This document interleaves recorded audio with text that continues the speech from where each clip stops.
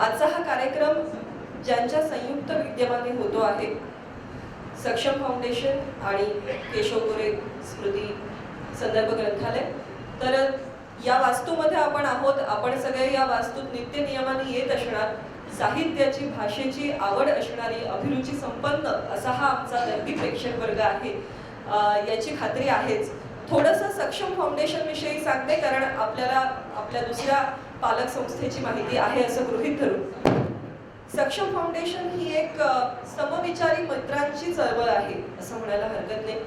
2014 पासून या फाउंडेशनच्या कामाला सुरुवात झाली आणि हेमलकसा आणि कर्जत भागातल्या जिल्हा परिषदेच्या शाळांना किट बनवून देणं स्वयंसेवी काम म्हणून सुरुवात केली या कामाने. पण स्कूल किट देण्यापुरतं हे काम मर्यादित राहिलं नाही. कामाला सुरुवात केल्यानंतर या शिक्षण क्षेत्रातल्या गरजा किती सर्वंकष आहेत हे जसं जसं लक्षात येत गेलं तसं साधारण 1 मे 2019चा मुहूर्त म्हणूया आपण, तो गाठला गेला आणि तेव्हापासून खऱ्या अर्थाने या संस्थात्मक कार्याला सुरुवात झाली. काय ध्येय डोळ्यासमोर ठेवून सक्षम काम करत आहे, तर मला वाटतं फार क्वचित असं सार्थ नाव मिळतं. मुलांना सक्षम बनवणं हेच ध्येय आहे. सक्षम म्हणजे नेमकं काय बनवायचं आहे, तर ग्रामीण भागातल्या मुलांच्या ज्या शैक्षणिक गरजा आहेत त्यांना गुणवत्तापूर्ण शिक्षण देणं आणि त्यांचा सर्वांगीण विकास व्हावा यासाठी प्रयत्न करणं हे ध्येय डोळ्यासमोर ठेवून सक्षम काम करते. मग अगदी अलीकडच्या काळामध्ये आपण जाणतो की पॅन्डेमिकचा काळ होता, वैश्विक महामारीचा, आपण कोरोनाचा सामना करत होतो आणि त्या काळात शिक्षण क्षेत्रामध्ये खास करून अनेक स्थित्यंतरं झाली, अनेक बदल झाले आणि त्याचा ग्रामीण आणि आदिवासी मुलांच्या शिक्षणावरती खूप जास्त परिणाम झाला. कारण ऑनलाईन शाळा हे जितकं सहजपणे शहरी भागामध्ये शक्य आहे तितकं ते ग्रामीण आणि आदिवासी भागामध्ये शक्य नव्हतं. असं असतानाही आपल्या पाहुण्यांचं स्वागत करूया. माननीय अच्युत गोडबोले, माननीय रमेश पानसे सर, कौशलजी इनामदार आणि सक्षम फाउंडेशनचे सुगम कुलकर्णी, त्याचबरोबर केशव गोरे स्मारकाच्या वतीने मी साहिल जोशी यांना मंचावर येण्याची विनंती करते.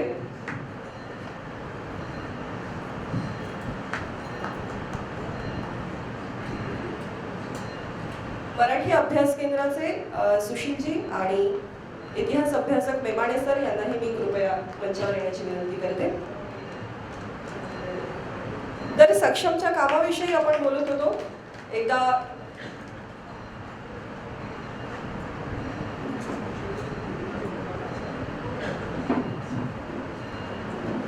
केशव गोरे ट्रस्टच्या वतीने युवराजजी मोहिते या ठिकाणी उपस्थित आहेत.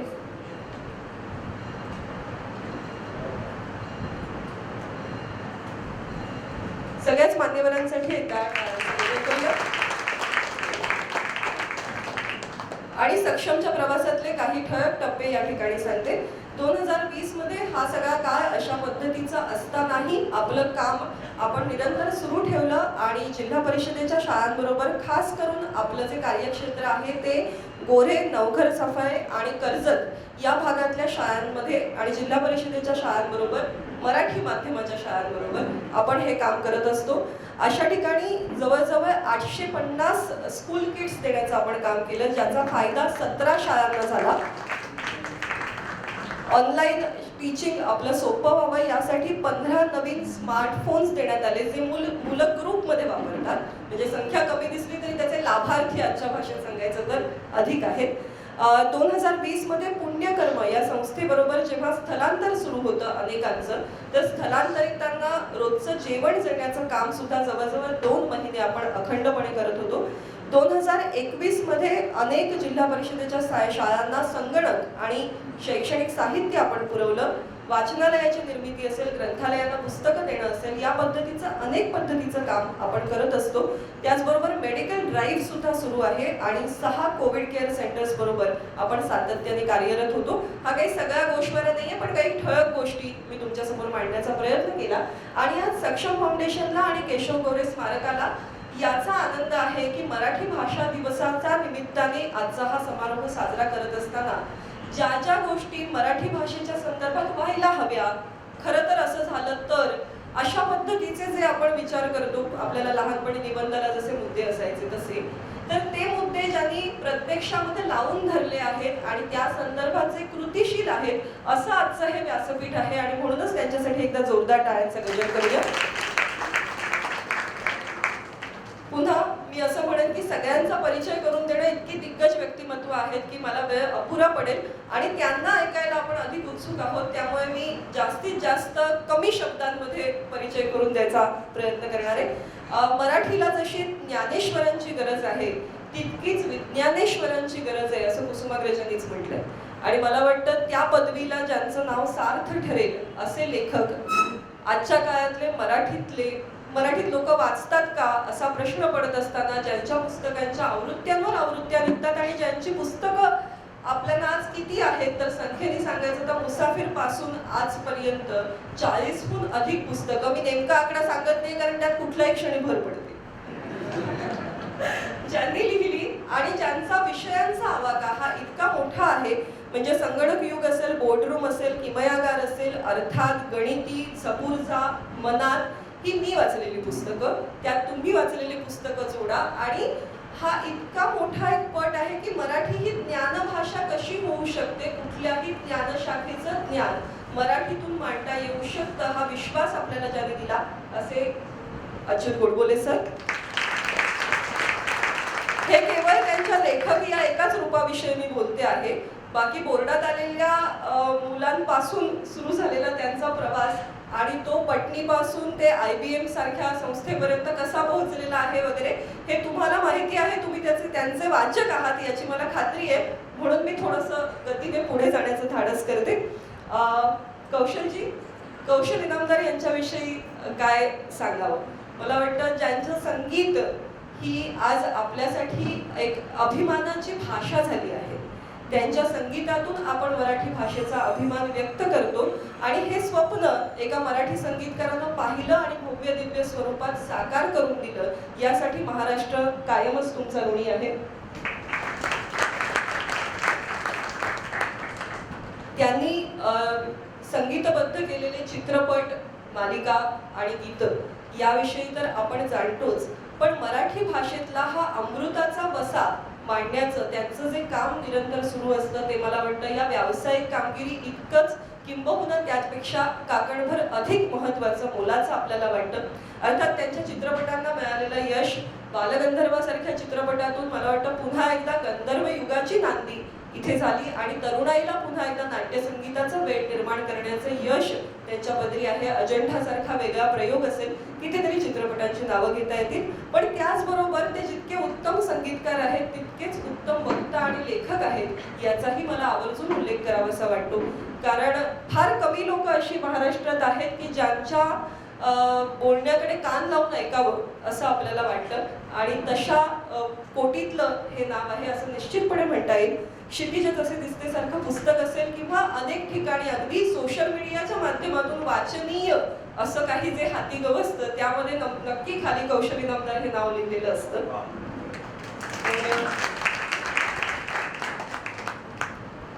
आणि आता अतिशय एक तपस्वी व्यक्तिमत्व असं मी म्हणेन, आदरणीय रमेश पानसे सर.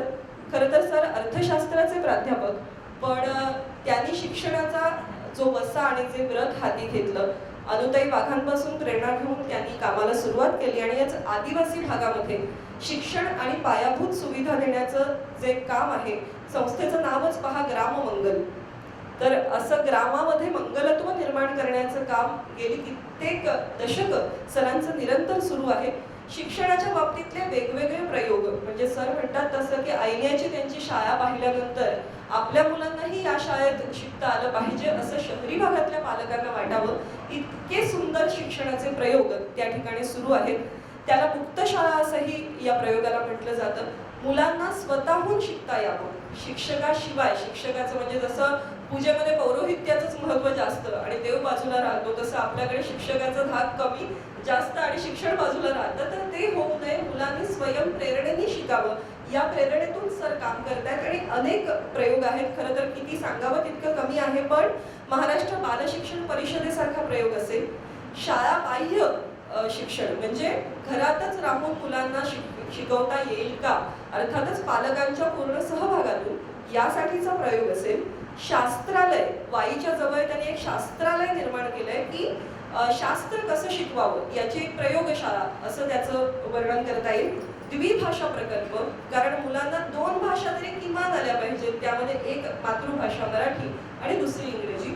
तर अशा पद्धतीचे शिक्षणाविषयीचे सर्वंकष विचार सर सातत्याने लिखाणातून ते मांडत असतात. असंख्य पुस्तकं त्यांच्या नावावरती आहेत आणि तितकेच असंख्य पुरस्कार सुद्धा. John Darby award for outstanding social वर्कचे ते मानकरी ठरलेले आहेत. नॅशनल टीचर वेलफेअर असोसिएशनचा बेस्ट टीचर पुरस्कार त्यांना मिळालाय. डॉक्टर JP नाईक आणि डॉक्टर चित्रा नाईक समाज शिक्षण पुरस्कार त्यांना प्राप्त झालाय. पण या सगळ्या पुरस्कारांच्या मानवी आहेत मला सगळ्यात महत्त्वाचं नाव वाटतं ते म्हणजे कुसुमाग्रज प्रतिष्ठानचा ज्ञानासाठीचा गोदा गौरव पुरस्कार त्यांना.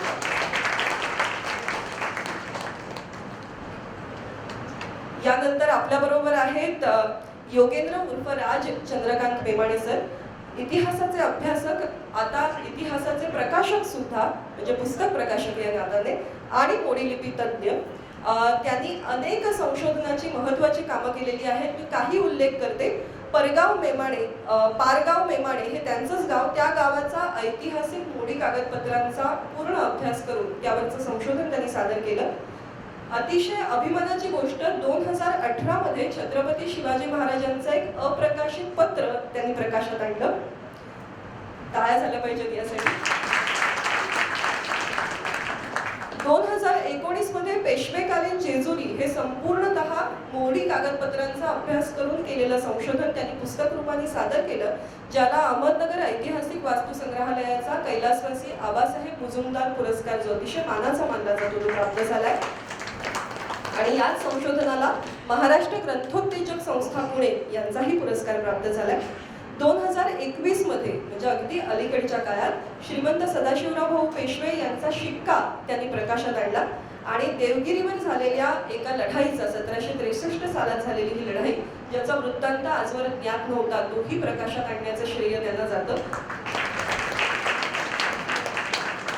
तर ही सगळीच मंडळी मराठी भाषेचं संवर्धन करणारी मंडळी आहेत, मराठी भाषा जतन करणारी मंडळी आहेत. हा वारसा जपून, मगाशी म्हटलं तसं, तो केवळ वाचनात गुंडाळून न राहता तो नवीन पिढीच्या हाती कसा पोहोचेल यासाठी काम करणारी मंडळी आहेत. आणि अशाच एका संस्थेचं प्रतिनिधित्व करणारे सुशीलजी आज आपल्या बरोबर आहेत. ही संस्था म्हणजे मराठी अभ्यास केंद्र, अतिशय व्यापक आणि सर्वंकष काम करणारी संस्था असं तिचं वर्णन करायला लागेल. 2002 सालापासून खरं तर मराठी भाषेच्या विषयीची चळवळ चालवणारे हे सगळे कार्यकर्ते आहेत. बघा, 2002 सालापासून काम चालू आहे असं म्हणायला हरकत नाही.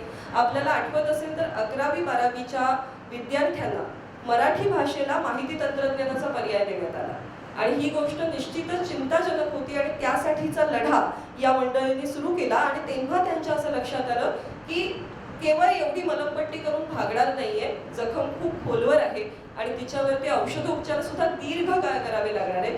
आणि त्यासाठी म्हणून हे संशोधन केंद्र 2007 साली आकाराला आलं.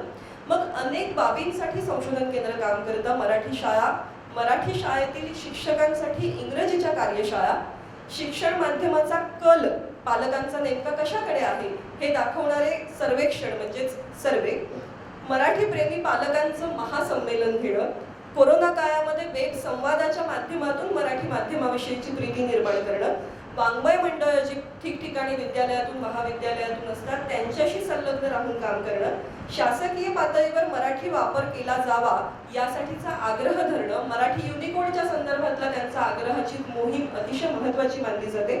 संगणकावर अपरिहार्यपणे मराठी येईल का, डिफॉल्ट लँग्वेज म्हणून मला मराठी मिळू शकेल का, यासाठीचा त्यांचा आग्रह सुरू आहे. आणि या सगळ्याशी संबंधित काम करणाऱ्या व्यक्तींना पाठ्यवृत्ती देणं असेल म्हणजे स्कॉलरशिप्स फेलोशिप्स देणं असेल, त्या संबंधीचं महत्त्वाचं लिखाण प्रकाशित करणं असेल, असं खूप मोठं काम आणि अतिशय मोलाचं मूलगामी काम मराठी अभ्यास केंद्र करत असतं. तर मला वाटतं या सगळ्यांसाठी आपण एकदा जोरदार टाळ्यांचा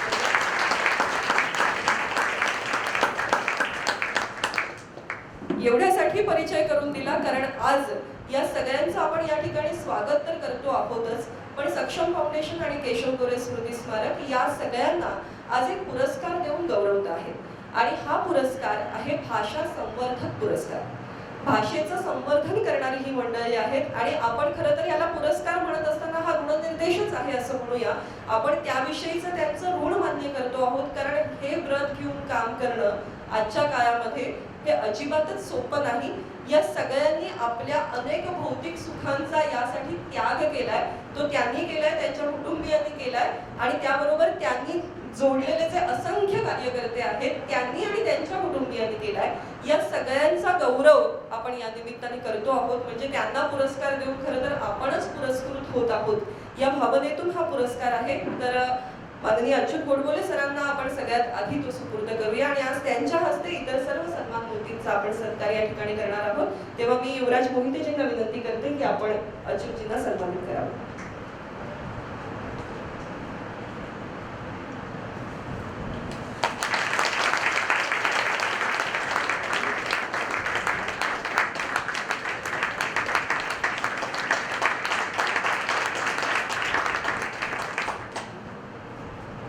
आणि अच्युतजी आपल्याला विनंती आहे आपण सर्वप्रथम पानसे सरांना सन्मानित करावं.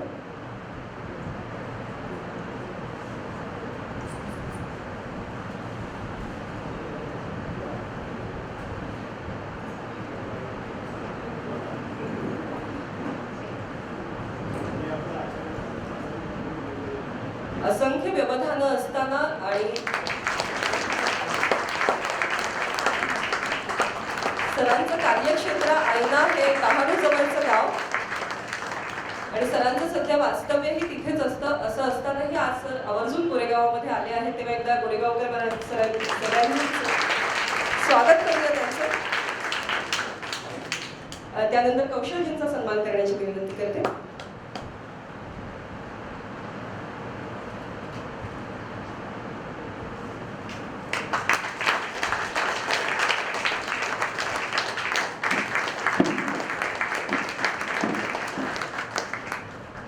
यानंतर मेमाणे सरांचा आपण सन्मान करावा अशी विनंती आहे.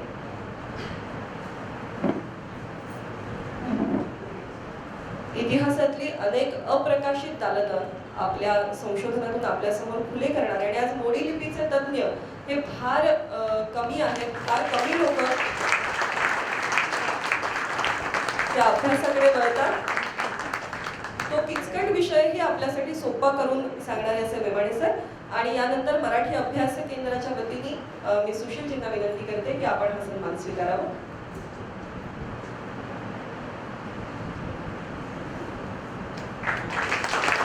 सुशीलजी सजवे.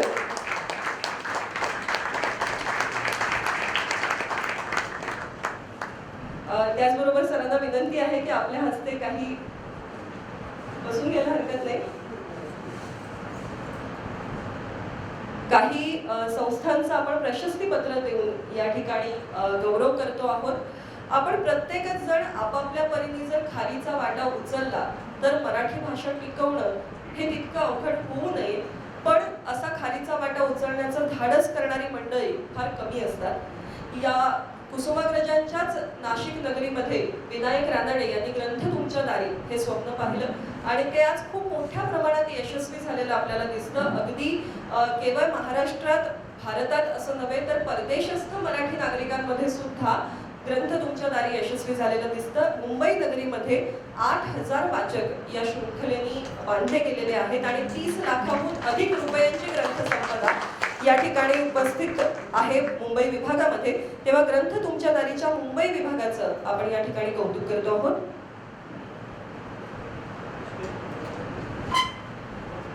श्री महेश अभ्यंकर यांना मी विनंती करते की आपण हा सन्मान स्वीकारावा.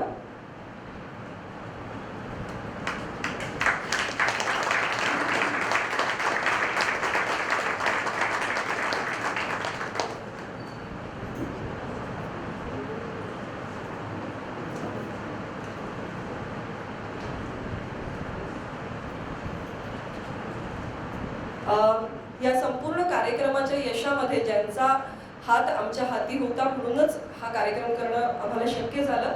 हे प्रेक्षागृह उपस्थित करून उपलब्ध करून देण्यापासून सगळ्याच गोष्टींमध्ये ज्यांचा हातभार आहे आणि किती अभिमान वाटावा गोरेगावकरांना की आपल्याकडे एक इतकी सुंदर वास्तू आहे. केशव गोरे स्मारक समितीचं आपण या ठिकाणी काय म्हणूया, आम्ही ऋणनिर्देशही करतो आहोत आणि आमच्या परीने अप्रूप व्यक्त करतो आहोत. कौतुक नाही म्हणत मी. तर मी अजित सरांना विनंती करते की आपण युवराजींच्या हाती हा सन्मान सुपूर्द करावा.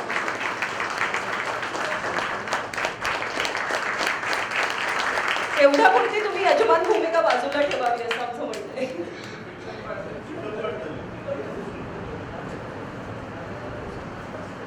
अर्थातच, कारण हा सन्मान जो आहे हा संदर्भ ग्रंथालयाचा सन्मान आहे. आज मुळात संदर्भ ग्रंथालयाची गरज इतक्या मोठ्या प्रमाणात आहे आणि त्यासाठी एवढी देखणी दिमाखदार वास्तू उपलब्ध असणं ही गोरेगावकरांसाठी एक पर्वणी आहे.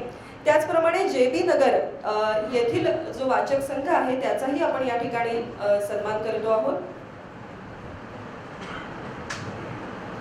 श्री अरुण सबनीस यांना मी विनंती करते की त्यांनी कृपया मंचावरती यावं.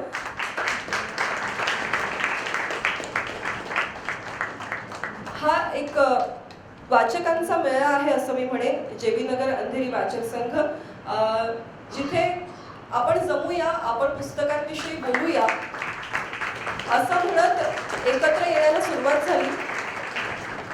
आणि आता कोरोना काळामध्ये जेव्हा वाचनालयं उपलब्धच नव्हती, पुस्तकांविषयीच्या गप्पा मारण्यासाठी भेटणं शक्य नव्हतं, अशा काळामध्ये सक्षम फाउंडेशनच्या फेसबुक पेजवरून सातत्याने वेब संवादांचं आयोजन करत JB नगरनी ही वाचक चळवळ उलट म्हणजे आपण म्हणतो ना की संधीचा फायदा घेऊन त्यांनी ती अधिक मोठी केली असं म्हणता येईल. आणि त्यासाठी निश्चितपणे त्यांना आपण जोरदार टाळ्यांची सलामी देऊया.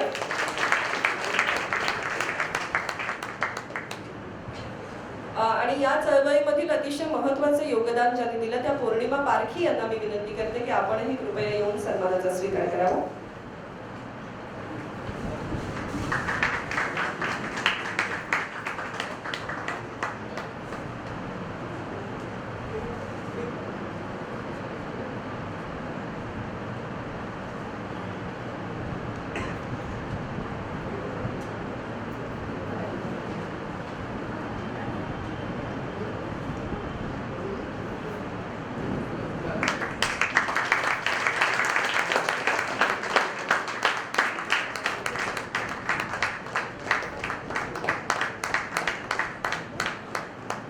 आणि यानंतर अर्थातच आपण आजच्या आपल्या सर्व सन्माननीय पाहुण्यांना ऐकायला उत्सुक आहोत. तर मी मेवाडे सरांपासून सुरुवात करते. सरांना विनंती करते की आपण सगळ्यांना संबोधित करा.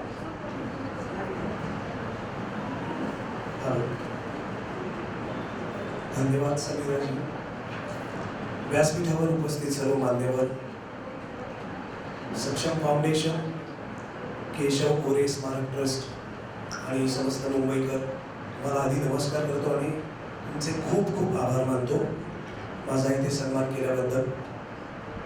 मी जेव्हा आलो, कार्यक्रम सुरू झाला, तेव्हा मला असं वाटलं एक इतिहास संशोधक म्हणून, अरे आपण इथे या कार्यक्रमाच्या व्यासपीठावर आपण योग्य आहोत की नाही. पण समीराजींनी मराठी भाषेचा इतिहास उलगडायला सुरुवात केली आणि बरं वाटलं. मी सदाशिव पेठेत राहतो, त्यातही भारत इतिहास संशोधक मंडळाचा विद्यार्थी, त्यामुळे मी बारकाईने ऐकत होतो, त्यांचे संदर्भ ऐकत होतो आणि ते खूप चांगले होते, बरोबर होते.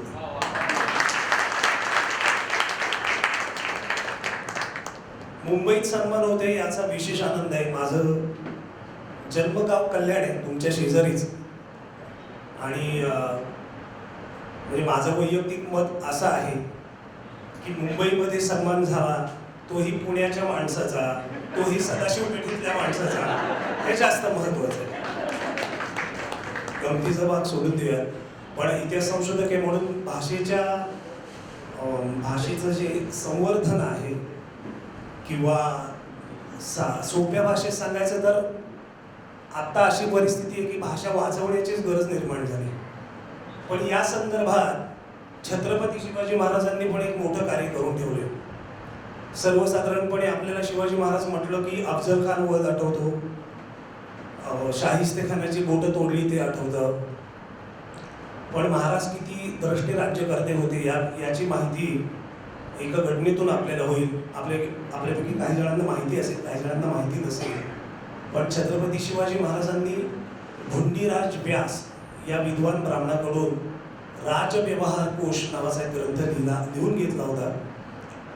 आणि त्यामध्ये जे अल्लाउद्दीन खिलजीच्या आक्रमणापासून ते छत्रपती शिवाजी महाराजांचा उदय होई पावेतो, जी 300-350 वर्ष गेली, त्यामध्ये आपल्या संस्कृतीवरच आक्रमण झालं होतं ही गोष्ट त्यांच्या लक्षात आली होती.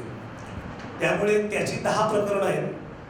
म्हणजे रोजच्या बोली भाषेमध्ये, मग अशी समीराजींनी सांगितलं एकनाथांच्या संदर्भातला दाखला दे, की अनेक फारसी शब्द हे तेव्हाही नव्हते तर आत्ताही आहेत. आत्ता आपल्या रोजच्या भाषेत आपण किमान 100 पैकी 60 ते 70 शब्द फारसी बोलतो. दरवाजा फारसी, मैदान फारसी, बायको शब्द फारसी.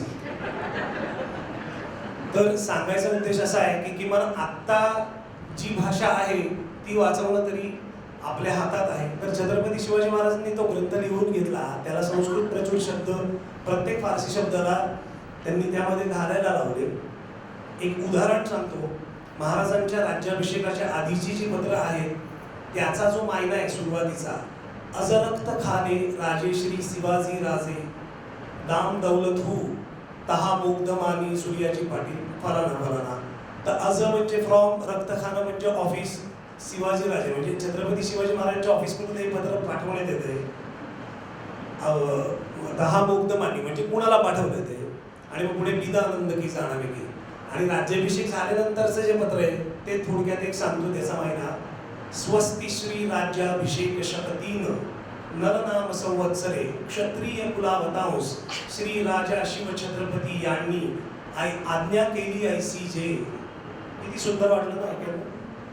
अजून काही माहिती थोडक्यात संपवतो. अखंडित लक्ष्मी अलंकृत राजमान्य राजश्री आबासाहेब स्वामींचे सेवेसी, किंवा सकल गुणालंकरण सकल वज्रचूडी मंडित मातोश्री बाईसाहेबांचे चरण सेवेसी. सो शिवाजी महाराजांची हे कॉन्ट्रीब्युशन आहे आणि आता आपल्या सगळ्यांची जबाबदारी आहे. मी खूप आनंदित आहे. कारण मी आता बोलताना जपून बोलते, कारण माझ्या स्वतःच्या बोलण्यात अनेकदा इंग्रजी आणि हिंदी शब्द येत असतात. तर मी आज स्वतःशीच म्हणजे स्वतःलाच एक वचन देतो, जास्तीत जास्त वेळा मराठीतून बोलण्याचा प्रयत्न करेन. पुन्हा एकदा सगळ्यांचे धन्यवाद.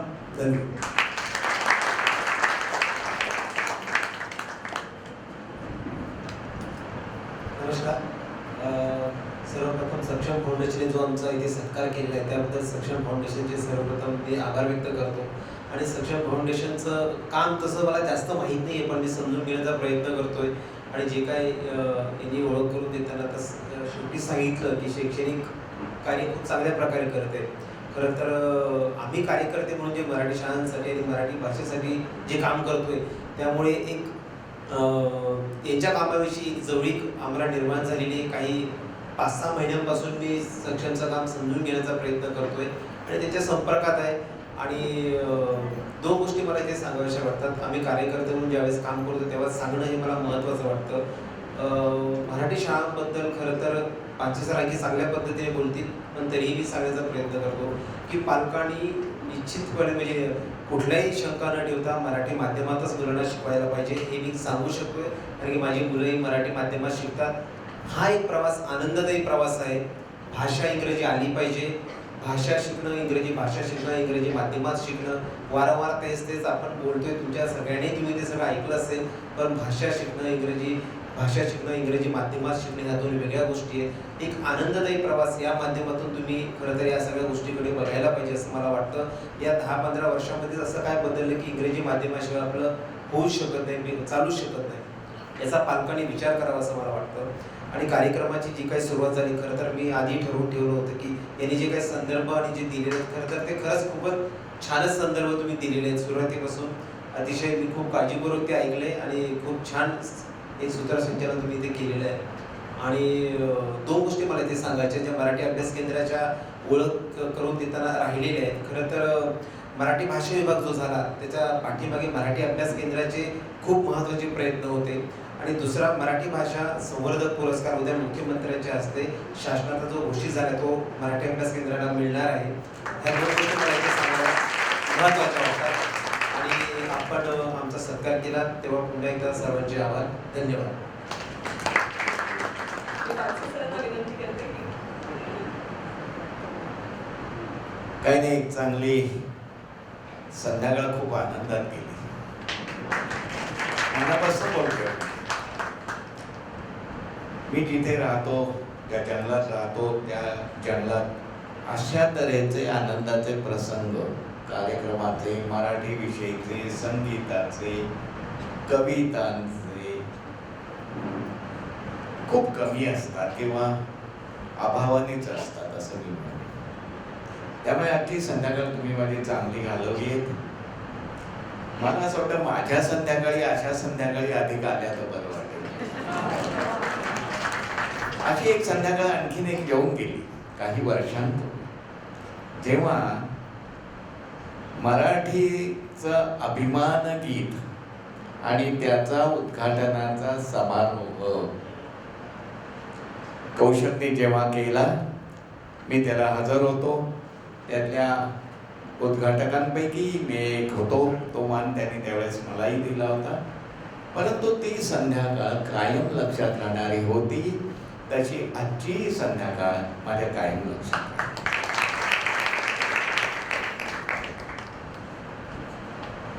खरं म्हणजे मी शिक्षणात काम करतो, वंचितांच्या शिक्षणात काम करतो. आणि माझ्या असं लक्षात आलं की शिक्षण ही गोष्ट वैचारिक पातळीवर कमालीची दुर्लक्षित आहे. शिक्षणाचा विचार फार वरवर होतो. अगदी साधं एक छोटं उदाहरण देतो. आमच्या गप्पात मगाशी आलं, तुम्ही सगळे शाळांचा विचार करता, पण शाळाबाहेर आणखीन 2 ठिकाणी शिक्षण मुलांचं होतं, अधिक प्रभावी रीतीने होतं. त्याचा विचार त्यातनं वगळला गेलाय. शिक्षण म्हटलं की शाळा, पण शिक्षण घरी होतं, किंबहुना घरी अधिक होतं, घरी आधीपासून होतं आणि ते खूप प्रभावी होऊ शकतं. त्याला थोडे घरच्यांचे कष्ट आवश्यक असतात. प्रौढांच्या सहवासात मुलं तेवढं शिकतात, तेवढं नंतरच्या काळात शिकत नाही. आणि त्यामुळे प्रौढांकडनं मुलांच्या शिक्षणात लक्ष घालणं, घरातल्या शिक्षणात, बाहेर शिकवणीला लावणं, क्लासला घालणं, या गोष्टींविषयी मी नाही बोलत आहे. तिथे अशिक्षण होतं, शिक्षण होत नाही. त्यामुळे हा एक भाग आहे. आणि दुसरा भाग दुर्लक्षित आहे की जो मराठी भाषेशी संबंधित आहे, मराठी संस्कृतीशी संबंधित आहे. ते म्हणजे मुलांचा खूप मोठा वेळ शाळेबाहेर आणि घराबाहेर जातो. असा जो परिसर असतो आपला, हा परिसर, याच्यामध्ये अनेक तऱ्हेच्या ज्ञानाचा उगम होतो. मी अलीकडे मेंदूच्या शास्त्राचा अभ्यास करतोय अनेक वर्ष झाली. एकच छोटा धागा त्यातला तुम्हाला सांगतो. तो म्हणजे असा की आपण जे काही शिकतो, हा मेंदूचा नियम आहे बरं का, शास्त्रीय नियम आहे. आपण जे काही शिकतो ते आपल्या आधीच्या ज्ञानाशी जोडून शिकतो. मेंदूत आधीचं ज्ञान असतं. मी इतिहास शिकत असेल तर आधीचा इतिहास जो काही माझ्या डोक्यात आहे त्याला जोडून पुढचं मी शिकत असतो. असा हा प्रवास आहे. आधीचं ज्ञान जे काही असतं हे प्रामुख्याने जन्माला आल्यानंतरच्या पहिल्या 7-8 वर्षामध्ये संस्कृतीमधनं शोषलं जात असतं. त्यामुळे परिसरातली संस्कृती ही अतिशय महत्वाची असते. इंग्रजी शाळेत प्रवेश का नाही करायचा, तर तिथे आपण संस्कृतीची नाळ तोडून जात असतो. एकदा आईची तोडली, ती नाळ संस्कृतीशी जोडली. पण आईची तोडली, त्याने मला स्वावलंबन दिलं. संस्कृतीची तोडली तर ना मी भाषेशी जोडला जात, ना मी माझ्या आजूबाजूच्या समाजाशी जोडला जात. त्यामुळे परिसरातलं वातावरण मराठीमय असणं त्याचं एक काम तुमच्यासारख्या सक्षमसारख्या संस्था करताय. त्यामुळे 3 ठिकाणी शिक्षण होतं एवढं लक्षात ठेवूया आपण. आणि आता मराठी विषयीचा दुसरा मुद्दा मला सांगायचा आहे. तो असा आहे की मराठी भाषा ही अत्यंत प्रगल्भ भाषा आहे. आजच तुम्ही कुसुमाग्रज, बहिणाबाई आणि अनंत गोष्टी तुम्ही इथे ऐकल्यात. मला असं वाटतं की आज मी समीराचं जे विवेचन ऐकलं ते एक कविता होती असंच मला वाटलं. आणि ज्या कविता इथे गायल्या गेल्या त्या कवितांची झालेली गाणी ही अप्रतिम होती. अतिशय आनंद, मी अगदी निरखून पाहत होतो आणि अतिशय आनंद मिळाला. मला असं म्हणायचं आहे, थोडा माझा प्रेमाचा भाग म्हणजे मराठीतल्या कविता. मराठीमध्ये उदंड अप्रतिम कविता आहेत आणि मराठी भाषेतल्या कवितातून इतक्या अफाट प्रतिमा आलेल्या आहेत. त्याचा काही उल्लेख तुझ्या भाषणातनं, तुझ्या विवेचनातनं आलेला आहे. सावरकरांची आठवण काढल्यानंतर गदगदायला होतं. शतजन्माचा शोध घेतला त्यांनी एकदा. आणि मी कवितेचा अभ्यासक आहे, त्यामुळे मला असं वाटलं शतजन्म शोधताना शतआरती व्यर्थ झाल्याच्या पुढे जाणं शक्य नाही. एवढ्या उंच पुढे जाणार, एवढ्या खोलवर कुठे न जाणार. पण पुढची ओळ येते, शतजन्म शोधताना शतआरती व्यर्थ झाल्या, शत सूर्यमालिकांच्या तेजारती निमात्या. मला असं वाटतं ही उंची, याचा आनंद मराठी भाषा खूप देते. आणि म्हणून मी असं सांगेन की मराठी भाषेची जाण, मराठी भाषेच्या बाबतीत वाढणारा आपला अभिमान आणि मराठी भाषेनेच मराठी भाषेला अतिशय समृद्ध करण्याचा वासा आपण घेतला पाहिजे. तो तुम्ही घ्याल, तो मी घेईन, आपण सगळे घेऊया. मराठी भाषा आनंद देते हे आपल्या मुलांना कळू द्या. त्यातली गाणी आहेत, त्यातल्या गोष्टी आहेत. इतकं सुरेख वाङ्मय आहे मराठीमध्ये. त्याच्यापासून दूर राहणं म्हणजे आयुष्यात अखेरपर्यंत काहीतरी कमतरता राखणं असा त्याचा अर्थ आहे. आणि म्हणून मी असं म्हणेन, आपण सगळे मराठी प्रेमी इथे एकत्र जमत राहणार. तुमचा दरवर्षी कार्यक्रम असेल. दरवर्षी मला पुरस्कार नाही दिला तरी चालेल, पण आमंत्रण द्या. आमंत्रण, आनंद होईल मला द्यायला. जाता जाता एक सांगतो, मी छान आदिवासी भागात ग्रामंगलचं काम गेली 40 वर्ष करतोय. मोठं कॅम्पस आहे आता आमचं. आमच्या तिथे 2 शाळा आहेत. या शाळा काहीतरी वेगळ्या आहेत. या शाळा काहीतरी वेगळी पद्धती वापरणार आहे. आणि ही पद्धती जगात अधिक प्रचलित असणाऱ्या पद्धतीशी अधिक जोडलेली आहे. किंवा घटकाभर असंही सांगायला हरकत नाही, नव्या शिक्षण धोरणाची पद्धती आली आहे. त्या पद्धतीला जवळची अशी पद्धती आमची आहे. मी आपल्या सगळ्यांना आमंत्रण करतो. आमच्या इथे राहण्या जेवणाच्या चांगल्या सोयी असतात आणि तुम्ही त्याचा पैसे देऊन आनंदही घेऊ शकता. जरूर या, सहल काढा, शाळा बघा, शाळेतल्या वेगळ्या पद्धती बघा.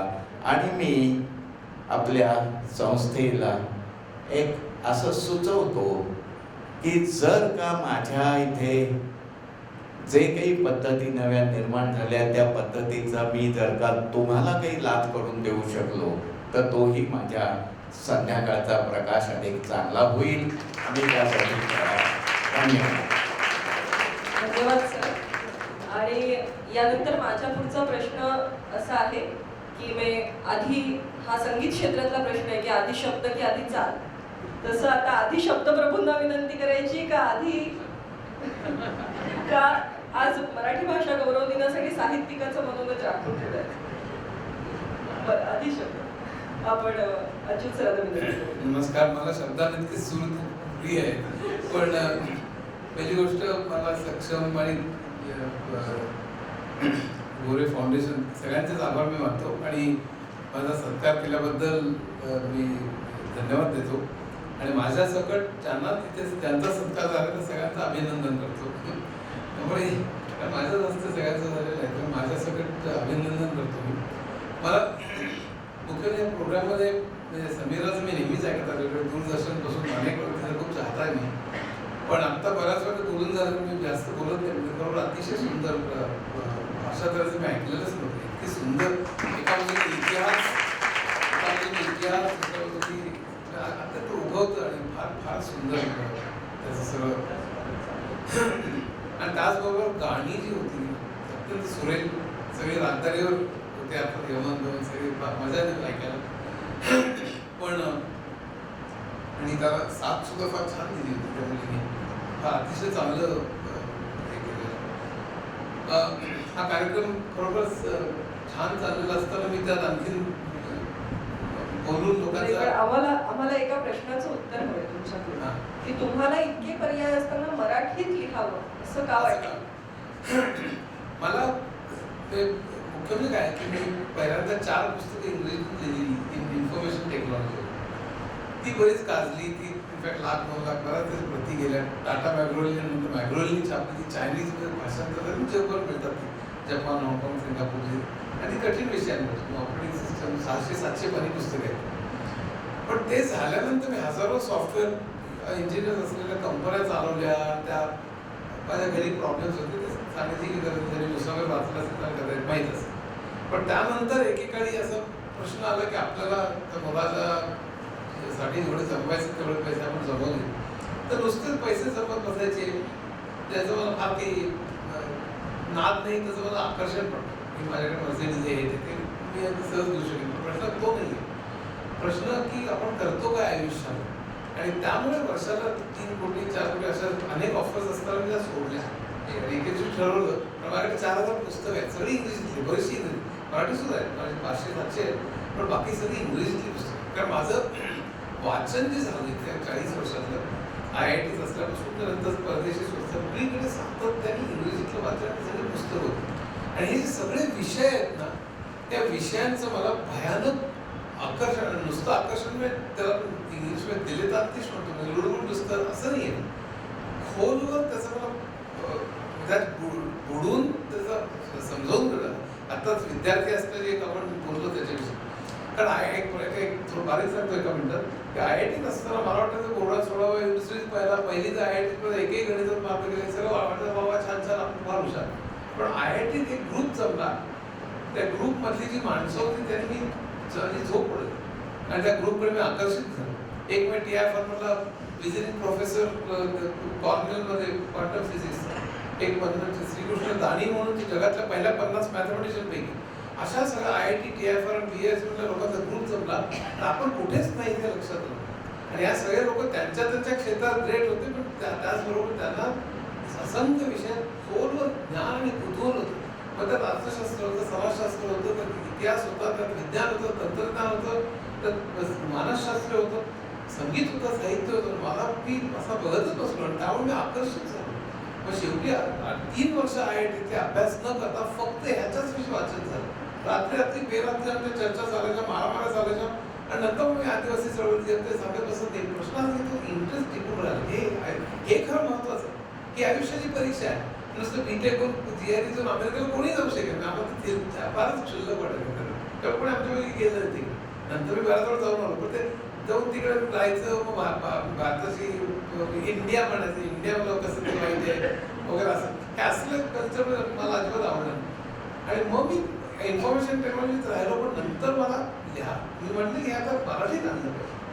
कारण पाश्चिमात्य देशात एक लक्षात ठेवा, हे सगळे विषय मी तुम्हाला सांगितले त्याच्यावर प्रत्येकी इतकी उत्कृष्ट पुस्तक आहे आणि ती अतिशय लोकप्रिय करण्यात येतात. लोकांना कळावी म्हणून धडपडणारी इतकी माणसं आहेत. मॅसिमो आहे, इओ विल्सन आहे, कार्ल सेगन आहे, नावं घ्यायला लागलो माझे ते गुरु आहेत. आणि मी म्हटलं हे भयंकर आहे, हे किती सुंदर करतात, तिथे मान मिळतो.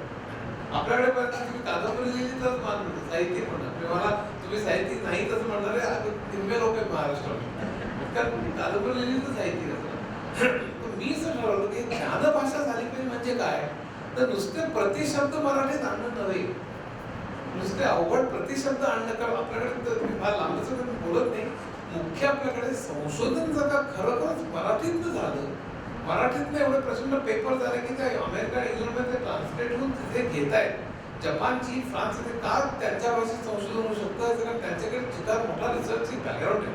आपल्याकडे काही रिसर्च होत नाही, त्यामुळे बरीच आकडेवारी माझ्याकडे ती देत नाही मी, पण ती न असल्यामुळे आपला नेहमी सातत्याने फक्त कॅचअप की त्यांचं फक्त भाषांतर करून ते ग्रेस अनाटॉमीमध्ये 5,000 शब्द असतील. इंजिनिअरिंगच्या प्रत्येक ब्रांचमध्ये हजारो प्रत्येक शब्दाला प्रतिशब्द तयार करायचा आणि दर महिन्याला इतके शेकडो रिसर्च पेपर्स येतात, तर सारखे प्रतिशब्द शोधत जायचा. आपल्याकडे संशोधन फारसं होतच नाही. त्यामुळे म्हणलं असं नाही करू उपयोग. तर आपण ते टेक्निकल जे शब्द आहेत ते इंग्रजीत देवनागरीत लिहायचे, पण इंग्रजीत घेऊ, पण त्याचं स्पष्टीकरण जे ते समजावून सांगणे ते मराठीत नाही. मी इंग्रजी कॉलेजला जातील तर त्याला कोणा डबल शिकावं लागलं, ते भाषाही शिका आणि कॉन्सेप्ट पण शिकाय, दोन्ही शिकायला कोण करतो. आणि म्हणून मी मुद्दामून हा मार्ग स्वीकारला. त्याला मी ज्ञानभाषा म्हणतो. ज्ञानभाषा नुसते प्रतिशब्द नाही, ते काढत बसतात आणि ते कॅचअप गेम येतो आणि त्याला ज्ञान मिळत नाही. तर मी माझं स्पष्टीकरण आणि समजावून सांगणे ते सगळं मराठीत, आणि त्यामुळे ती लोकप्रिय झाली.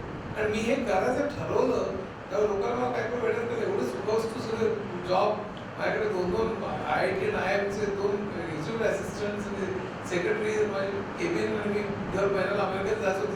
सिनियर व्हाईस प्रेसिडेंट मला घ्यायला यायचं, ते मॅरिटवर राहायचं, सुटून करून प्रेझेंटेशन द्यायचं, परत हे सगळं सोडून द्या. पण वैभव सोडून द्यायचं कशाला. पण मला आता एका एक क्षणाचा एक मला पश्चाताप होत नाही. असं 40 पुस्तकं झाली, ती वेगवेगळ्या विषयांवर झाली, म्हणजे व्यवस्थापन, संगीत, साहित्य, चित्रकला, नंतर विज्ञान, तंत्रज्ञान, विज्ञानावरती 20 झाले पाहिजे, आणि गणित, आणि अशी सगळी अर्थशास्त्र, मानसशास्त्र, या सगळ्यांमध्ये ती सगळी लोकप्रिय झाली. म्हणजे हजारो प्रति 50,000, 40,000, 60,000, त्याच्यापेक्षा मला हजारो पत्र जी येतात मुलांची, हजारो, की माझं आयुष्य बदलत आहे. नैराश्य गेलं. आता आपण 16 लोकांनी माझं आत्महत्यापासून परावृत्त जवळ सांगितलं, मनात काय मुसाफिर होतं. तर हे जे आहे ना, ते मला बळ द्यायचं, मग मी लिहित जातो. मला असं वाटतं मराठीमध्ये हे ज्ञान आलं पाहिजे, म्हणजे कॉन्सेप्ट झाला असे शब्द.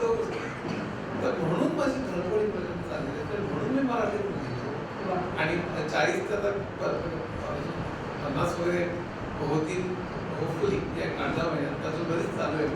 आणि त्यानंतर आपण काय करणार आहोत, मला असं वाटतं का महत्त्वाचं एक काम मला करावंसं वाटलं, आणि त्यातून मला प्रेरणा मिळाली. नाहीच. आणि नक्कीच मला वाटतं तुमच्या साहित्यिकपणावरती जर कोणी शंका घेत असेल तर मला एवढंच म्हणावंसं वाटतं की विष्णूशास्त्री चिपळूणकरांनी निबंधमाला लिहिली किंवा विविध ज्ञानविस्तार लिहिलं गेलं तो महाराष्ट्र हा आहे, आणि तेही साहित्यिकच होते. आणि आमचा कालिदास असेल, म्हणजे जर आपण भारतीय संस्कृतीकडे बघायला गेलो तर आपले सगळे कवी हे पंडित होते. तुम्ही त्या पंडित कवितेची आधुनिक शृंखला एक फक्त अवॉर्ड वाजपेयींकडे 2 अशी खूप मिळाली, भीमसेन जोशींकडे कुमारगंधर्व पुरस्कार मिळाला. पण या सगळ्यापेक्षा आणि मला सगळ्यात जास्त महत्त्वाचं काय वाटतं की एखाद्या खेड्यातल्या मुलांनी मुलगा जेव्हा मला सांगतो की या पुस्तकामुळे मला एकदम किमागार वाचून आज MIT स्टॅनफोर्डमध्ये PhD करून त्याचं विज्ञानामध्ये रिसर्च करणारी निदान 10 तरी मुलं आहेत.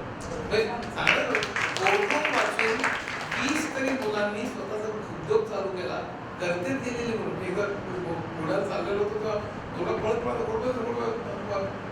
पाय पडायला लागलो. मी ड्रायव्हरला गाडी बोलली तर मी पाय पडायला, पण काय झालं मला काही कळत नव्हतं, काही नव्हतं, काय करावं कळत बोलून वाचलं, मला एकदम काहीतरी करावंसं वाटलं, पहिला फेल गेलो, नंतर पुन्हा वाचलं. आणि आता मला वर्कशॉप आहे टेल्को होती, तेव्हा मी ते स्पेअर पार्ट्स हे करत होता. माझ्याकडे 20 माणसं आहेत, आता सायकल होती, आता स्कूटर, आता मी गाडी घेतली आहे, आता तुम्ही या माझ्याकडे.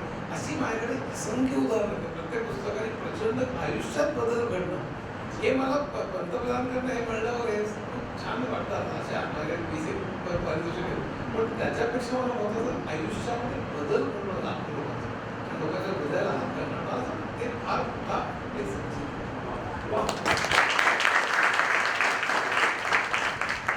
वाचकाची प्रतिक्रिया तुम्हाला मुलाची आहे म्हणून एक सहज जाता जाता सांगते की मला नेहमीच असं वाटतं तुमची अनेक पुस्तकं मी वाचली आहेत, ती वाचताना की उंजळीत जरी आपण पाणी घेतलं तरी त्यात आकाशाचं प्रतिबिंब पडू शकतं. तसं एका पुस्तकामध्ये ज्ञानशाखेचा आवाका लक्षात येण्याइतकं ज्ञान तरी निश्चितपणे तुमच्या प्रत्येक पुस्तकातून मिळतं. आणि म्हणून मला वाटतं कुठलीही सांगीतिक मैफल असेल तर तिचा अभ्यास करायला घेतल्यावरती सोबत नादवेदी घेतलं नाही असं होत नाही. तर ही दाद आवर्जून आज सांगावीशी वाटली. आणि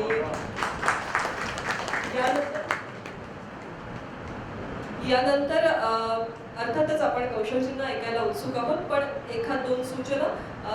समोर अल्पोपहाराची योजना आजच्या कार्यक्रमाच्या मध्यंतरासाठीची करण्यात आलेली आहे. बरोबर पुस्तकं विक्रीला या ठिकाणी ठेवण्यात आली आहे, तुम्ही त्याचाही लाभ घ्या. मंदार आपटेच्या काही रचना असलेली म्हणजे त्याच्या स्वतःच्या रचनांची सीडी आणि त्याचं पुस्तक हेही या ठिकाणी विक्रीसाठी उपलब्ध आहे. पण त्यासाठी तुम्हाला मंदारला थेट संपर्क करावा लागेल, त्यासाठीचं स्टॉल इथे नाहीये. पण तुम्ही मंदारला प्रत्यक्ष भेटून त्याच्याकडून सीडी आणि पुस्तक घेऊ शकता.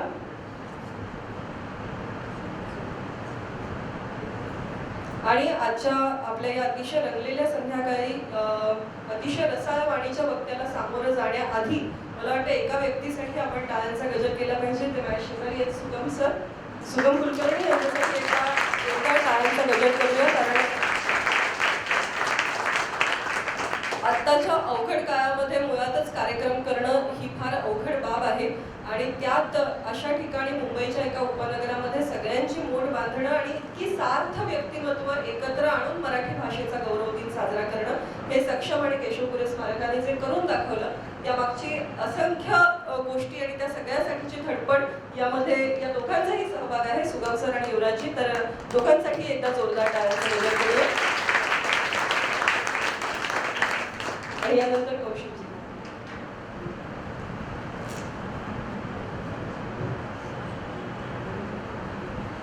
नमस्कार. व्यासपीठावर असलेले सगळे मान्यवर आणि समोर बसलेले रसिक श्रोते, हे दृश्य बघून इतका आनंद होतोय कारण आयुष्यातनं ऑफलाईन होऊन खोट्या ऑनलाईन जगात जाण्यापेक्षा हे खरं ऑनलाईन असणं हे खूप जास्त आनंददायी आहे. इतका आनंद होत होता. कल्याणी मंदार गात होते आणि कलाकारांचे श्वासोच्छ्वास रसिकांच्या श्वासामध्ये मिसळत आहेत.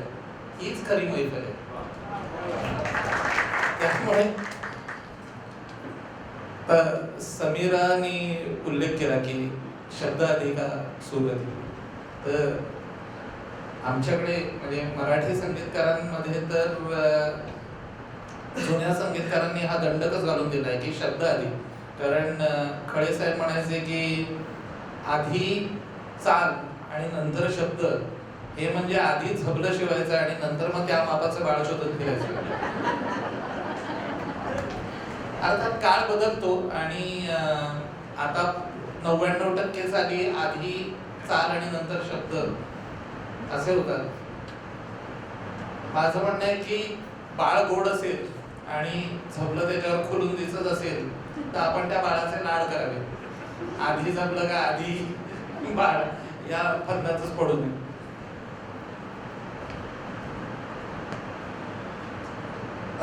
सक्षम फाउंडेशन आणि केशव गोरे स्मारक संदर्भ ग्रंथालय या दोन्ही संस्थांचे मी अगदी मनापासून आभार मानतो की त्यांनी हा कार्यक्रम ठेवला, आम्हा सगळ्यांचा सन्मान केला. आणि खरं तर माझ्यासारख्या छोट्या संगीतकाराला सुद्धा दिग्गज लोकांच्या एका रांगेत येऊन बसवलं. मला पानसे सरांनी अभिमान गीताच्या लोकार्पण सोहळ्याच्या संध्याकाळचा उल्लेख केला. मला हाही आनंद होतोय की आता मंचावरचे तिघे जण हो गोडबोले सर होते, पानसे सर आणि मित्रवर्गीय युवराज मोहिते, हे तिघही त्या सोहळ्याला स्टेजवर होते. आज उद्या एक तप होईल बरोबर गाणं करून. तेव्हा इतरांनी विचारलेला प्रश्न मी आज स्वतःला परत विचारतो. बऱ्याच लोकांनी असं विचारलं आणि महाराष्ट्र आहे त्यामुळे प्रश्न विचारणं हा आपला जन्मसिद्ध हक्क आहे आणि तो आपण मिळवतोच. तर लोकांनी विचारलं होतं की एका गाण्याने काय होणार आहे. रास्त प्रश्न आहे. प्रश्नाच्या व्हॅलिडिटी बद्दल काही तिथे प्रश्न नाही, शंका नाही, पण त्याचं उत्तर पण आहे. आणि प्रश्न असले तर त्याची उत्तरही आहेत. तर उत्तर असं आहे की मला माहिती नाही की एका गाण्याने काय होणार आहे, असं मी तेव्हा त्यांना सांगायचो की एका गाण्याने काय होणार. मी काय ज्योतिष नाही की या गाण्याने उद्या महाराष्ट्र ढवळून निघेल आणि मग घराघरात सगळी मुलं मराठीतच बोलायला लागतील वगैरे, असं मला.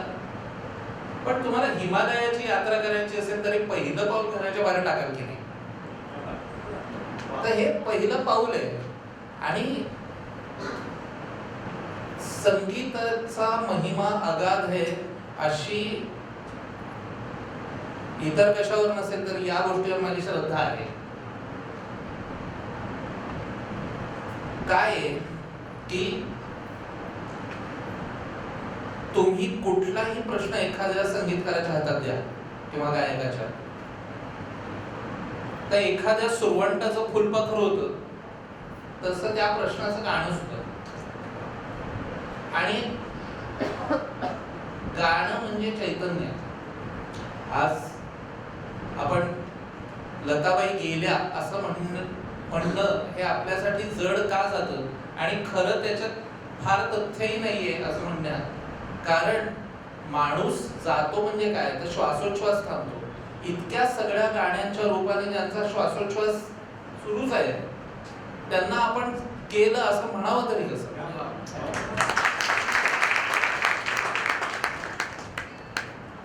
आणि मला म्हणून याबद्दल असं वाटतं, मी एका वर्तमानपत्रात लिहिलं सुद्धा होतं की लताबाईंचा विषय सुरू आहे म्हणून, की त्यांनी हिंदी चित्रपटात वगैरे जी गाणी गायली ते त्यांचा एक व्यवसायाचा भाग होता. आणि त्यांनाही एकदा विचारलं होतं जावेद अख्तरनी की तुम्हाला काय करायला आवडतं, तर त्या म्हणाल्या की ते मला करावंच लागलं म्हणून मी केलं, नाही तर मला शास्त्रीय संगीत अभिजात संगीत गायला आवडलं. तर जे त्यांनी चित्रपटात गायलेलं आहे ते त्यांनी त्या गाण्यांनी त्यांना निवडलं असं आपण म्हणू शकतो. पण त्यांचं चरित्र कशात दिसतं खरं, त्यांची बायोग्राफी कशात दिसते, तर त्यांनी जी मराठी गाणी गायलेली आहेत आणि कारण ती त्यांनी निवडलेली आहे की हे मी गाणार, आणि म्हणून अमृतानुभव आपल्यापर्यंत पोहोचतो, म्हणून शिवकल्याण राजा आपल्यापर्यंत पोहोचला. गोविंदाग्रजांची अंगाई मुंबई मराठी साहित्य संघाच्या किंवा त्या वाचनालयाच्या धूळखात पडलेल्या शेल्फमध्ये बंद राहिली असते. गाण्याने ह्याला आपण म्हणतो ना, गाणं संगीतबद्ध केलं, मला ते बद्ध केलं हे फारसं पसंत नाही. संगीतकार काय करत असतो तर आकाश मोकळं करून देत असतो त्या सुराच्या पंखांनी, त्या शब्दांना. तुम्ही विचार करा, आता पानसे सरांनी सुद्धा उल्लेख केला की कवितांचं महात्म्य, आणि मला हे खरंच वाटतं, मी फक्त एवढं अधोरेखित करतो आणि थांबवतो. कुसुमाग्रजांनी पृथ्वीचं प्रेम घेतलं, पृथ्वीचं प्रेम घेतलं. तुम्ही विचार करा, हे वर्ड्सवर्थने लिहिलं असतं तर अर्थ लव्ह सॉन्ग असं लिहिलं असतं तर ग्रास्मियर मध्ये वर्ड्सवर्थच्या नावाची बाग आहे, तिथे लोकांनी शिल्प केली असती पृथ्वीची, जगभरातनं पर्यटक आले असते, आणि मग ब्रिटिश लोकांनी म्हटलं असतं की बघा आमचा कवी हा सूर्यमालिकेच्या पटावर विचार करू शकतो. पण सावरकरांचे शतजन्म शोधताना शतार्थी व्यर्थ झाल्या आणि शतसूर्यमालिका त्या उल्लेख झालेलाच आहे. आपली शोकांतिका काय आहे की ज्या शहरामध्ये ही कविता लिहिली कुसुमाग्रजांनी, तर गोदावरी काठचा एक कवी लिहितो आणि त्याच्याच शहरातल्या तरुण आणि लहान मुलांना त्याचं नावही माहिती नसतं. गोडबोले सरांचा अपवाद सोडता मराठी पुस्तकांची पहिली आवृत्ती हजाराची असते. 13 कोटी लोक मराठी बोलतात, पण पुस्तकाची आवृत्ती हजाराची. मग 9 काय ते 12 कोटी 99,99,000 लोक गेले कुठे? ते कुठे आहेत? आणि याकरता मला असं वाटतं की हा आपण विचार केला पाहिजे की मराठीची एक इकोसिस्टम तयार नाही आणि आर्थिक इकोसिस्टम आपण विकत. तुम्ही बघा आता ही गाणी मंडळी इतकी सुंदर गात आहेत. मी तुम्हाला समजा असं विचारलं की शेवटचं मराठी चित्रपटेतर गीत तुम्ही कधी विकत घेतलं?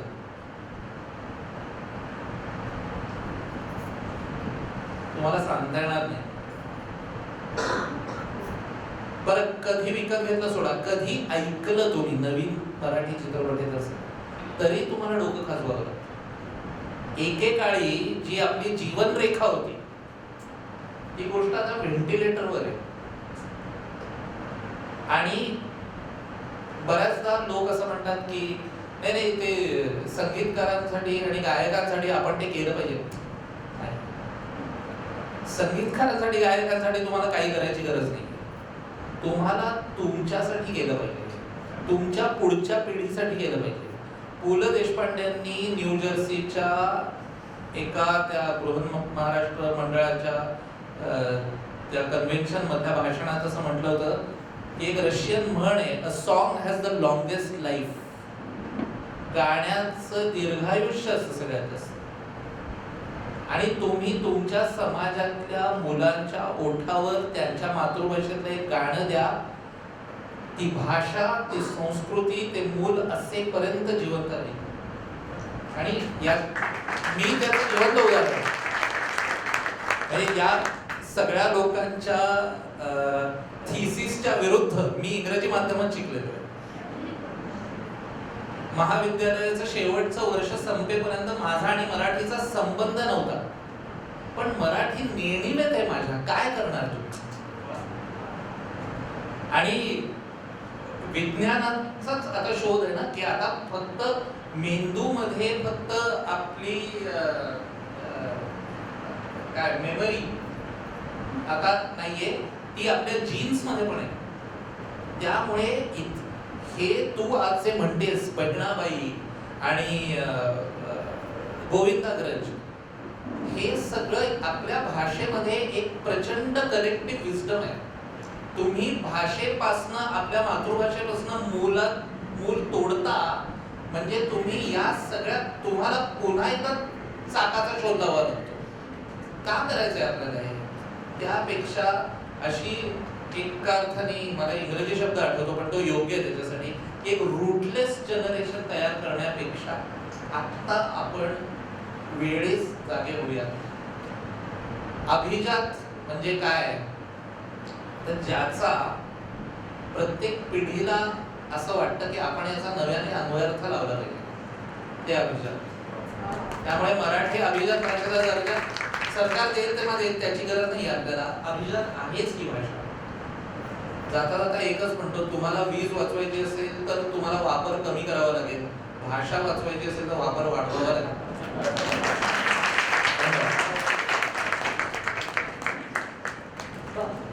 या सार्थ शब्दांनी मला वाटतं आपण मध्यंतराकडे आता जाऊया. पुन्हा एकदा सगळ्या वक्त्यांसाठी एकदा जोरदार टाळ्यांचा गजर करूया. आणि मध्यंतराला जाण्यापूर्वी दोन्ही यजमानांच्या वतीने म्हणजे सक्षम फाउंडेशन आणि केशव गोरे स्मारकाच्या वतीने मी युवराजींना विनंती करते की त्यांनी सगळ्यांशी संवाद साधा. सर्व गोरेगावकरांचं स्वागत. आणि त्याचबरोबर सदाशिव पेठेसहित या सगळ्यांनी इथे आणल्याबद्दल सक्षम फाउंडेशनचे आम्ही खरंच आभार मानतो. आणि सक्षम फाउंडेशनने ही एक संधी केशव गोरे स्मारक ट्रस्टला दिली, याचा आम्हाला खूप आनंद होतोय. आणि केवळ हा एका कार्यक्रमाला आपण थांबू नका. केशव गोरे स्मारक ट्रस्ट आपल्यासोबत असे कार्यक्रम करायला कायम तुमच्या सोबत आहे, सर्व शक्तीनिशी आहे. इतकी दिग्गज सगळी माणसं आहेत, ती सगळे जे आपण ऐकलं मगाशी निमाडे खूप चांगलं म्हणाले की आपण आपला इतिहास सांगताना कोथळा मोठं कापले हाच इतिहास सांगतो. खरं तर मला असं वाटतं की मराठी आणि महाराज कसे पुढे जाणार. त्यांनी पुढचं जे सांगितलं ते सांगितलं तर मतं मिळत नाही, हा आपला प्रॉब्लेम आहे. 1963 सालची फक्त एक गोष्ट सांगतो. आपण इथे केशव गोरे स्मारक ट्रस्टमध्ये आहोत. 1963 साली मुंबई महापालिकेमध्ये एक इतिहास घडला. तेव्हाचे मेयर अर्थसंकल्प सांगण्यासाठी, तेव्हा सगळा इंग्रजीत कारभार होता मुंबई महानगरपालिकेचा, आणि इंग्रजीत भाषण करायला ते उभे राहिल्यावर 2 माणसं सभागृहातली उठली आणि त्यांनी आक्षेप घेतला, त्यांना थांबवलं. त्यातलं एक नाव होतं जॉर्ज फर्नांडिस आणि दुसरं नाव होतं मृणालताई गोरे. आणि त्या दोघांनी आक्षेप असा घेतला की ही मुंबई आहे, इथला कारभार मराठीतच व्हायला पाहिजे. आणि त्यांनी भाग काढलं. त्या दिवसापासून मुंबई महानगरपालिकेचा कारभार हा मराठीत चालतो आणि सुरू झालेला आहे. हा इतिहास आपल्याला माहिती. ही आपली लिगसी आहे आणि ही लिगसी माझं म्हणणं तेच आहे. आपल्याला राजकारण करायचं आहे भाषेचं, ती भाषा संवर्धन करून ती पुढे न्यायची, तिला समृद्ध करायची, हे आपण विचार करायला पाहिजे. दोनच गोष्टी इथे सांगतो. सगळे लेखक आणि सगळे काम करणारी माणसं आहेत. मी पत्रकार आहे. भाषा हा माझा काय म्हणतात त्याला उपजीविकेचा, रोजीरोटीची एक विषय आहे.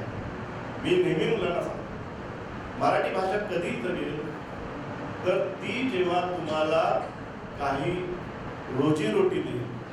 आणि आमचा तोच प्रयत्न असतो एक पत्रकार म्हणून. मी जेव्हा गावागावात जातो की ती भाषा त्यांना आली पाहिजे, ती भाषेमार्फत त्यांना काहीतरी एक अर्थार्जन झालं पाहिजे, तरच ती भाषा टिकते. दुसरी मला असं म्हणायचं आहे की भाषा आज मराठी शाळा आमची इथे आहेत. मराठी शाळामध्ये जर मराठी मुलं जात नसतील तर आपण सगळ्यांनी आधी आपल्या घरात बघावं, आपल्या घरातली मुलं कुठल्या शाळेत जातात. आणि सगळ्यात महत्त्वाचं म्हणजे आज मराठी शाळा ज्या चालल्या आहेत तिथे जाणारी मुलं ही कुठल्या वर्गाची आहेत हेही आपण बघावं. बहुजन समाजाच्या मुलांनी सगळ्या मराठी शाळा आपल्या हातावर तोलून धरलेल्या आहेत. ही अत्यंत झोपडपट्टीत राहणारी मुलं आहेत. इथे आम्हाला काम करतो आम्ही या मुलांसोबत, थोडंसं 1 मिनिट जास्त घेतो. या मुलांसोबत काम करताना केवळ शिक्षण देऊन भागत नाही तर त्यांचे जे प्रश्न आहेत त्यांच्या घरातले तेही सोडवायला लागतात. त्या प्रश्नांकडे त्यांच्या त्या संस्कृतीला ॲड्रेस करावं लागतं. मी ॲड्रेस हा शब्द एवढाच वापरला कारण नाहीतर आपण ही भाषा कशी नेणार, त्या मुलाला शाळेपर्यंत आणणार कसे. इथे आमच्या अभिमध्ये अनेक प्रयोग चालतात. या मुलांना सक्षम करण्यासाठी केशव गोरे स्मारक ट्रस्टतर्फे एक फिनिक्स प्रोजेक्ट चालतो, ज्यामध्ये ही जी सगळी मुलं आहेत यांना एक वेळेचं अन्नही मिळत नाही. ते एक वेळेच्या अन्नाची सोय पण करून मग त्यांना मग शिक्षण द्यावं लागतं. जर पोटामध्ये भूक असेल शिकणार. त्यामुळे त्यांची संस्कृती आपल्याला बघायला पाहिजे. ती संस्कृती पण आपण त्यामध्ये हस्तक्षेप पण करायला पाहिजे. आणि ती संस्कृती जर आपण सांगितलं तर ती मुलं अधिक आपल्याकडे येतील. आपण त्यांना कुठली संस्कृती देतोय हा पण विचार आपल्याला करायला पाहिजे. दुसरी गोष्ट केशव गोरे स्मारक ट्रस्टमध्ये म्हणजे आमचा आता सुनील राऊत हे बाहेर इकडे चांगली लायब्ररी आहे, संदर्भ ग्रंथालय आहे. याचा आपण सगळ्यांनी लाभ घ्यावा, इथे यावं. अनेक अद्ययावत असं आम्ही ती केलेली आहे. आणि दुसरी महत्त्वाची गोष्ट जी अशी आहे की मुळात त्यांचे कलादालन आपण केलेलं. कलादालन त्यांचं एक आयुष्य मांडणारं असं कलात्मकदृष्ट्या दालन आहे, अत्यंत वेगळं दालन आहे. तेही आपण सगळ्यांनी बघावं असं मला विनंती करतो. आणि पुन्हा एकदा संगम माने यांची या सगळ्यांचे मी सुगमचे आणि सगळ्याचे पुन्हा एकदा आभार मानतो. तुम्ही ही वास्तू आपली आहे असंच समजा आणि यापुढे आपण असेच कार्यक्रम एकत्र करू. धन्यवाद समीरा. आता तुम्हाला मैत्रीण आहे त्यामुळे आता काय चालेल तुला डॉक्टरेट भेटलं त्यामुळे तुझे खरंच तू आलीस खूप बरं वाटलं. तुम्ही सगळे आला तिथे सगळ्यांचं स्वागत. धन्यवाद. धन्यवाद सगळ्यांची. आणि त्याचबरोबर एक छोटीशी छोटीशी सूचना म्हणण्यापेक्षा निवेदन म्हणेन मी. सक्षम फाउंडेशनचा देणगी जर आपल्याला कोणाला द्यायची असेल तर त्यासाठीचा इथे स्टॉल आहे. तर आपण कृपया सक्षमच्या कार्यकर्त्यांशी संवाद साधावा, त्यांचं काम समजून घ्यावं आणि अतिशय प्रामाणिकपणे हे कार्य होत आहे, त्यामुळे आपला पैसा सत्कारणी लागणार आहे यावरती विश्वास ठेवून तुम्हाला वाटली तर जरूर मदत करा. यानंतर अगदी छोटासा मध्यंतर, पुन्हा एकदा आपण सांगीतिक कार्यक्रमामध्ये ही मराठी भाषेची एक गौरवाची जी उजळणी आहे ती अशी सुरू ठेवूया. धन्यवाद.